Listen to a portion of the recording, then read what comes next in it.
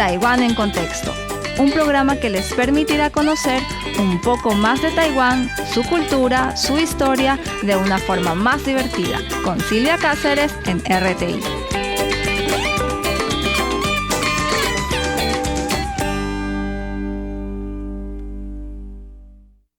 Hola queridos oyentes, les saluda Silvia en otro lunes de Taiwán en Contexto por Radio Taiwán Internacional. Espero que hayan pasado una semana llena de bendiciones. Les cuento que les traigo un tema que tiene que ver con una montaña o con las montañas de Taiwán. Vamos a ver de qué se trata. Empecemos. ¿Ya has visto el Taipei 101? Paseado por calles históricas y disfrutado de una gastronomía exquisita, ¿te gustaría descubrir una faceta diferente de Taiwán? ¿Por qué no probar un plan de viaje alternativo? Adéntrate en bosques envueltos en niebla, escala paredes rocosas y desciende por valles fluviales. Explora senderos entre la exuberante vegetación y siente la emoción de avanzar sudando y jadeando hacia lugares salvajes y aventureros. Este tipo de viaje se puede encontrar en lugares aún poco conocidos en todo el mundo, las montañas medianas de Taiwán. Los paisajes más representativos de Taiwán, sus picos y valles más magníficos, sus ecologías más vibrantes y numerosos sitios de impresionante historia, cultura y natural se encuentran en las montañas de tamaño medio. Así lo afirma Cui Shi, alias Issei, quien cuenta con más de 3 décadas de experiencia en montañismo y el año pasado publicó el primer libro dedicado a la exploración de las montañas intermedias de Taiwán, cuyo título se traduce como lugares remotos de la isla. Su descripción es seductora, pero antes de comenzar a prepararse física y mentalmente para semejante aventura, ¿por qué no nos acompaña en una exploración textual de estas montañas? Cui nos explica que los términos montañas medianas o intermedias se refieren a montañas de mediana altitud, con picos que se elevan entre 1.000 y 3.000 metros sobre el nivel del mar. Presentan microclimas templados y relativamente pocos visitantes, pero han sido importantes centros de actividad para los grupos étnicos montañeses. Aproximadamente el 70% de la superficie terrestre de Taiwán es montañosa, incluyendo 268 picos que superan los 3.000 metros de altitud, lo que representa aproximadamente el 1.7% de todas las zonas montañosas. En la década de 1970, la comunidad montañera elaboró una lista de los 100 picos más importantes de Taiwán. Las montañas altas, que se consideran más dignas de escalar, lo que difundió en la sociedad taiwanesa la idea de que el senderismo se centra principalmente en estos picos. Por otro lado, los visitantes extranjeros suelen venir a Taiwán con el objetivo de ascender el Yuishan, Monte Jade, el risco más alto de la isla. Mientras tanto, los acantilados de menos de 1.000 metros de altura, muchos de ellos ubicados en las afueras de las ciudades, representan aproximadamente el 52% del terreno montañoso de Taiwán. Son convenientes para los centros urbanos y cuentan con una sólida red de senderos, como el Gran Sendero de Taipei y los senderos de Tanshui y Cabalan. Cui afirma que estos senderos entre los picos suburbanos de Taiwán ofrecen rutas de senderismo de primera clase y fácil acceso.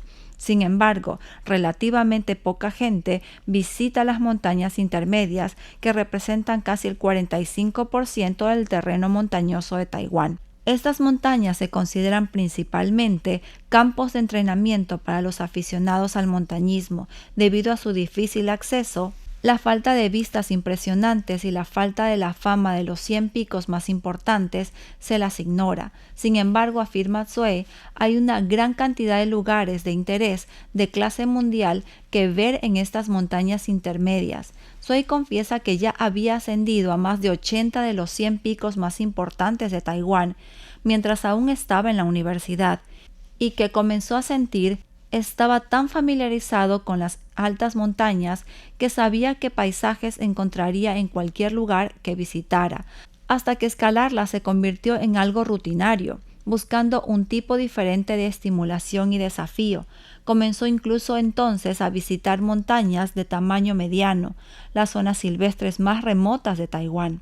Por eso, primero hablemos de la topografía. Sui dice que las montañas medianas de Taiwán se caracterizan por sus altos picos y profundos valles a gran escala. Taiwán es una isla que emerge del océano por la interacción de las placas tectónicas de los mares euroasiático y filipino, lo que explica la gran altura y concentración de sus montañas. Las altas montañas representan solo una pequeña parte de las zonas montañosas de Taiwán. Una de las características distintivas es la proximidad de sus picos, lo que implica escalar montañas altas con frecuencia y lo que implica caminar por las crestas.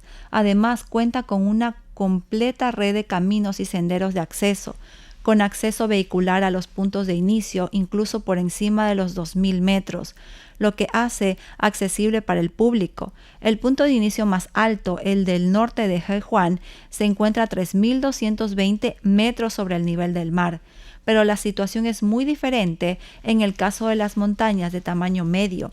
Estas montañas suelen tener formas imponentes y estar separadas entre sí, con rutas que requieren al menos 6 o 7 horas para llegar a la cima.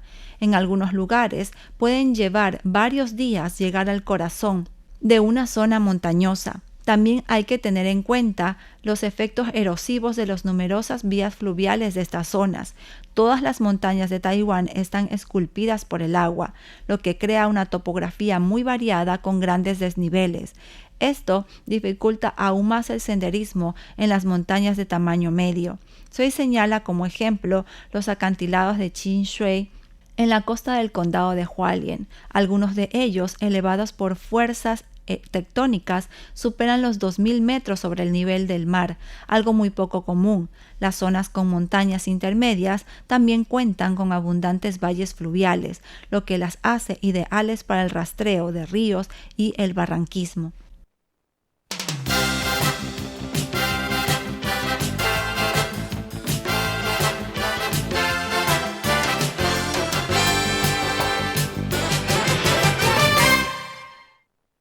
Y estamos de regreso y les cuento que la densa vegetación es otro rasgo distintivo y a la vez disuasorio de las montañas intermedias. Al recorrer las largas rutas hacia sus cimas, es necesario avanzar entre húmedos bosques de vegetación a menudo durante días, sin el atractivo de las magníficas vistas desde la cima. El clima en las montañas intermedias de Taiwán es principalmente templado, pero los bosques de la zona templada son húmedos. Solo el 1% de todos los bosques templados del mundo son húmedos. Este hecho ha propiciado el vigoroso crecimiento de la vegetación en las zonas montañosas intermedias, que albergan algunos de los recursos naturales más preciados de nuestra isla. A altitudes de entre 1.700 y 2.500 metros, una zona conocida como el cinturón del bosque nuboso, la humedad forma fácilmente mantos de niebla o un mar de nubes. Este mar de nubes forma parte de los recuerdos de los montañistas que han ascendido a las cumbres de Taiwán, mientras que el cinturón del bosque nuboso constituye un entorno único que alberga especies raras y preciosas como el ciprés rojo de Taiwán, el ciprés amarillo de Taiwán y la taiwania. A los senderistas les encanta visitar la isla de Yakushima en Kyushu, Japón, para fotografiar el mágico paisaje forestal que evoca los escenarios del anime La princesa Mononoke de Hayao Miyazaki. Taiwán también cuenta con una gran cantidad de paisajes similares, pero con una diversidad ecológica aún mayor. Por ejemplo, en la zona que rodea al monte Yuli, en el este de Taiwán, los rododendros cubiertos de musgo crean una atmósfera de cuento de hadas. Sin embargo, si bien son encantadores, también dificultan el camino. Las montañas medianas de Taiwán fueron antaño el hogar y territorio de caza de los pueblos montañeses. Sui relata que sus culturas eran inseparables de su entorno. Sin embargo, estas zonas se convirtieron en campos de batalla en la lucha de los pueblos indígenas contra la expansión del control de los estados modernos. Durante la dinastía Qing en Taiwán, se produjeron innumerables conflictos en las zonas montañosas por la apertura de tierras agrícolas a los chinos Han y la explotación oficial de los recursos de alcanfor. Durante los 50 años de dominio japonés, los japoneses desarrollaron una red de puestos policiales y carreteras para controlar a los residentes locales y se apoderaron progresivamente de las viviendas de los pueblos indígenas, lo que también provocó numerosos conflictos armados. El recuerdo de estos enfrentamientos perdura en estas tierras. Tras la Segunda Guerra Mundial, la industria maderera introdujo maquinaria más moderna y construyó carreteras en zonas montañosas para aumentar la eficiencia. Solo tras la prohibición total de la tala de bosques primarios a finales de la década de 1980, las montañas medianas comenzaron a recuperar su antigua condición de vida silvestre. Hoy en día existen pocos rastros de actividad humana en la mayoría de las zonas montañosas intermedias, salvo en las comunidades indígenas en la región de Taoyuan, Hsinchu o Miaoli. Sui explica que durante la era japonesa muchos pueblos indígenas que habitaban las montañas fueron reubicados forzosamente lejos de las tierras altas, dejando grandes extensiones de zonas montañosas sin habitantes permanentes.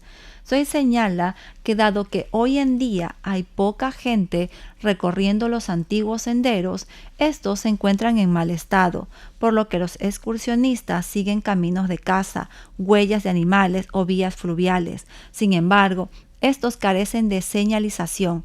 Por lo tanto, al practicar senderismo en montañas de tamaño mediano, se necesita no solo la resistencia física necesaria, sino también habilidades para evaluar el terreno y leer mapas, así como un buen sentido de la orientación. También es necesario ser capaz de encontrar senderos, trazar ríos, usar cuerdas y escalar paredes rocosas. Mientras tanto, los visitantes están expuestos a ataques de criaturas como avispones, sanguijuelas, mosquitos, jabalíes y garrapatas. No obstante, es precisamente por su carácter salvaje y desconocido que estas tierras altas atraen a los montañeros que buscan aventuras y un retorno a la naturaleza. Y si eres principiante, puedes pasar un día o dos en lugares como el monte de Peichatien en Taoyuan, el monte de Shuishe en Nantou, el monte Jiali en Miaoli, el monte Yushui, el monte Yuanshui en Taichung o el monte Qinshui en Hualien para descubrir el encanto de las montañas de dificultad media. Si eres un senderista avanzado, hay muchas más montañas de tamaño medio que te invitan a la aventura, como el monte de Luomen, el monte Polou, el monte Ayu en el distrito de Wulai de Nuevo Taipei, el monte Nandao en Pingtung, el monte Nan-Er-Si de Hualien, el lago Takuei en Kaohsiung, el monte Pingye de Taitung y el monte Sanjiaozui en Hualien, donde podrás admirar una asombrosa belleza natural. Ven a escalar las montañas de Taiwán. Además de sus impresionantes cumbres, las montañas intermedias de la isla son otra razón por la que Taiwán debería estar en tu lista de lugares imperdibles. Las montañas intermedias de Taiwán son mucho más que simplemente paisajes. Son la memoria viva de antiguos pueblos indígenas, el refugio de bosques nubosos que esconden cipreses milenarios y el escenario de batallas históricas que marcaron la identidad de la isla. Allí, donde los senderos se confunden con huellas de animales y los excursionistas avanzan entre niebla, ríos y riscos, se encuentra un territorio que aún conserva la esencia de lo salvaje.